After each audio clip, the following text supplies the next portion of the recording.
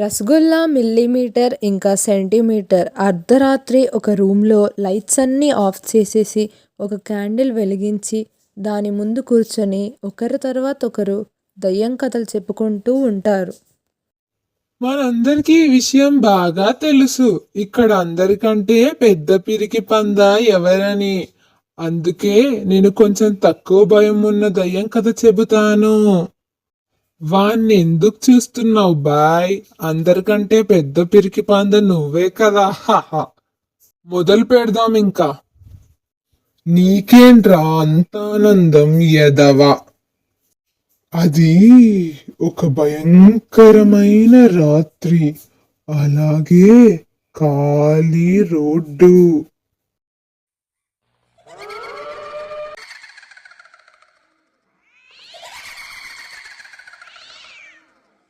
ఆ first line వినగానే రసగుల్లా భయంతో వణకడం మొదలు పెడతాడు. అలా అలా మిల్లీమీటర్ కథలో ముందుకు వెళ్తూ ఉంటాడు.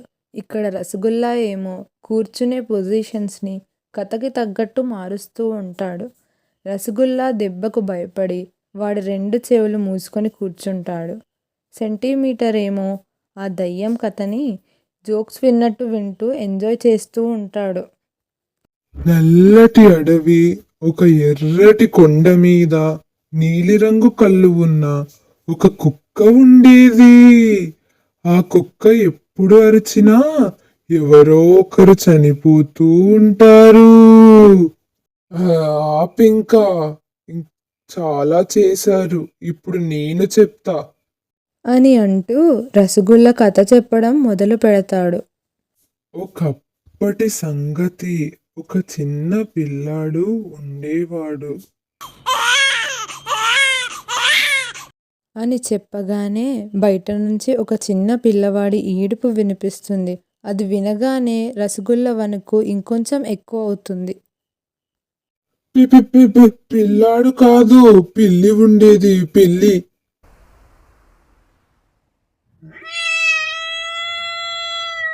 అలా చెప్పగానే బయట నుంచి పిల్లి అరుపు వినిపిస్తుంది. కుక్క లేదు, పిల్లి లేదు, దయ్యం వచ్చింది రోయ్!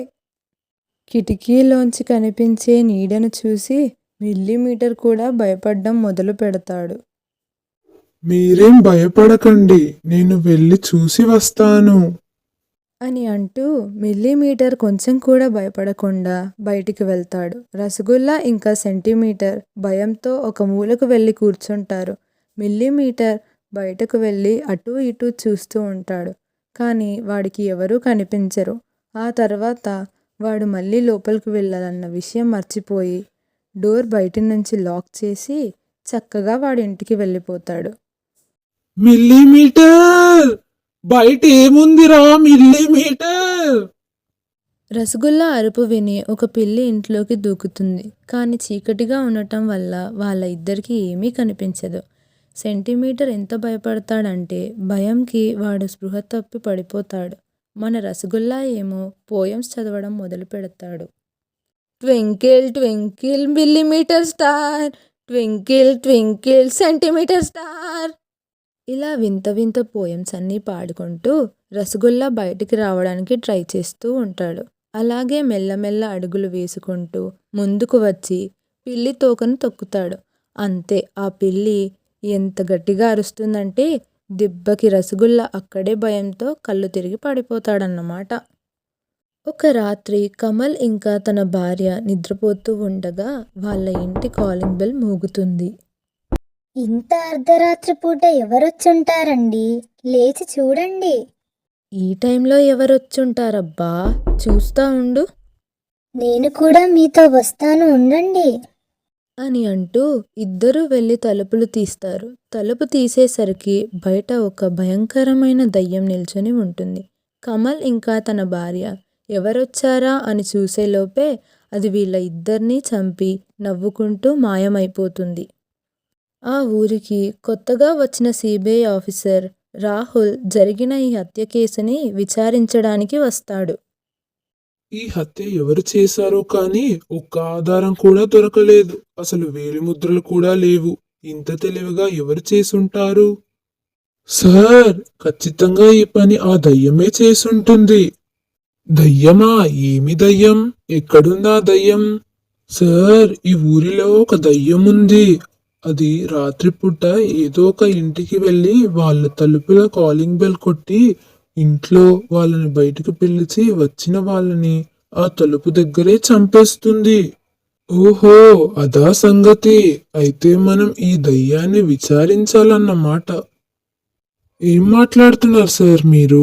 జోకులు వెయ్యకండి. అసలు దయ్యాన్ని ఎవరైనా ఎదుర్కొంటారా? ఆ దయ్యాన్ని ఎదుర్కోవడమే కాదు, దాన్ని పారిపోయేలా కూడా చేస్తాను చూడు. బాబోయ్, మీ మాటలు వింటుంటేనే నాకు చాలా భయమేస్తుంది సార్. కాసేపటికి రాహుల్ జరిగిన విషయమంతా కూడా అక్కడికి వచ్చిన తన స్నేహితుడు అర్జున్కి చెప్తాడు. ఏదో ఒక మంచి ఉపాయం చూడు అర్జున్. ఎలా అయినా సరే ఈ దయ్యం సంగతి ఏంటో చూడాలి. నాకు తెలిసిన సమాచారం ప్రకారం ఆ దయ్యం ఒక వాచ్మెన్ ఆత్మ అంట. అతను ఒక బండి కింద పడి చనిపోయాడు. అప్పటి నుంచి తన 6 ఏళ్ల కూతురు అనాథ అయిపోయింది. ఆ కోపంతోనే అతను దయ్యంగా మారాడనుకుంటా రాహుల్. అయితే అది ఒక వాచ్మెన్ ఆత్మ అన్నమాట. ఎలా అయినా సరే ఆ దయ్యం ఇంకా ఎవరిని చంపకుండా ఈ ఊరి ప్రజలను కాపాడాలి. హహహహ, ఒక పని చెయ్యి. నువ్వు పెళ్లి చేసుకొని నీ భార్యతో ఒక ఇంట్లో ఉండు. అప్పుడు ఆ దయ్యం నిన్ను చంపడానికి వచ్చినప్పుడు దయ్యాన్ని పట్టుకొని అరెస్ట్ చెయ్యి. హహహహ. హహహహ. ఐడియా భలేగా ఉంది అర్జున్. కానీ చిన్న మార్పు చేద్దామా?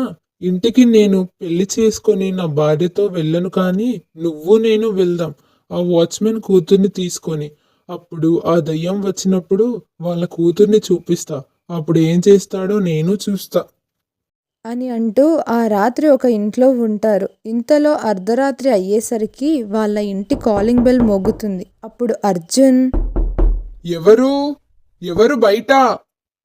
నేను రాంబాబుని. ఎవరు నువ్వు? ఈ టైంలో ఏం పని మీద వచ్చావు? అరే, ఎందుకొచ్చానో చెప్తాను గాని ముందైతే తలుపు తీయండి. అర్జున్ తలుపు తెరవగానే ఆ దయ్యం ఒక దెబ్బలో అర్జున్ని చంపేస్తుంది.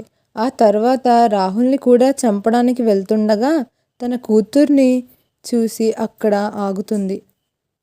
అయ్యో, ఇది నా కూతురు. దయచేసి నా కూతుర్ని ఏమీ చెయ్యొద్దు. నేను నిన్ను ఏమీ చెయ్యను. నా కూతుర్ని వదిలేయ్. అవును, దివ్య నీ కూతురే. చూసావా దివ్య, మీ నాన్న దయ్యమై అమాయకమైన ప్రజల్ని చంపుతున్నాడు. ఇలా చేయడం మంచి పనేనా? అవును, ఈ ఊరి ప్రజలను చంపుతుంది నేనే. అనుకోకుండా నేను చనిపోయాను. నా కూతురు అనాథ అయిపోయింది. ఎవరు కూడా తనకి సహాయం చేయలేదు. తన ఆలనా పాలనని కూడా చూసుకోలేదు. ఇక్కడి ప్రజలకి కొంచెం కూడా మనస్సాక్షి లేదు. నాన్న, ఒకరు చేసిన తప్పుకి అందరిని మీరు ఇలా శిక్షించకూడదు నాన్న. నా జీవితం ఎలా ఉండాలని రాసి ఉంటే అలానే ఉంటుంది. దయచేసి మీరు ప్రజలను చంపడం ఆపేయండి ప్లీజ్. రాంబాబు, ఇప్పటి నుంచి దివ్య నా కూతురు. నేను బతికి ఉన్నంత కాలం కూడా దివ్య బాధ్యత నాది. కానీ దివ్యని బాగా చూసుకోవాలంటే నువ్వు నాకు ఒక మాట ఇవ్వాలి. నా కూతురు కోసం నేను ఏమైనా చేస్తాను. ఏం చెయ్యాలో చెప్పు. నువ్వు ఈ లోకంని వదిలి వెళ్ళిపో. ఎందుకంటే ఇది నువ్వు ఉండాల్సిన స్థలం కాదు. ఇలా దయ్యమై మనుషుల్ని చంపడం మంచి పని కాదు. నీ కూతుర్ని నేను బాగా చూసుకుంటా. ఇక నువ్వు వెళ్ళిపో. అని అనగానే ఆ దయ్యం గట్టిగా ఏడవడం మొదలు పెడుతుంది. నువ్వు చెప్పినట్టే నేను వెళ్ళిపోతాను. నా కూతుర్ని జాగ్రత్తగా చూసుకో. దివ్య, నేను వెళ్ళిపోతున్నాను. నువ్వు జాగ్రత్తగా ఉండు చిట్టి తల్లి. నా కూతురు జాగ్రత్త. అని అంటూ ఆ దయ్యం ఒక పొగలా మారి అక్కడి నుంచి వెళ్ళిపోతుంది. ఇంకా అప్పటి నుంచి ఆ దయ్యం వల్ల ఊరిలో ఏ ఇబ్బంది రాలేదు. రాహుల్ రాంబాబు కూతుర్ని తన సొంత కూతుర్లా చక్కగా చూసుకునేవాడు. అందరికీ నమస్కారం. నాది ఒక చిన్న రిక్వెస్ట్. మీకు ఈ కథ నచ్చినట్లయితే లైక్ చేయండి మరియు కామెంట్ చేయండి. And please subscribe to our channel. Don't forget to click the bell icon for more updates.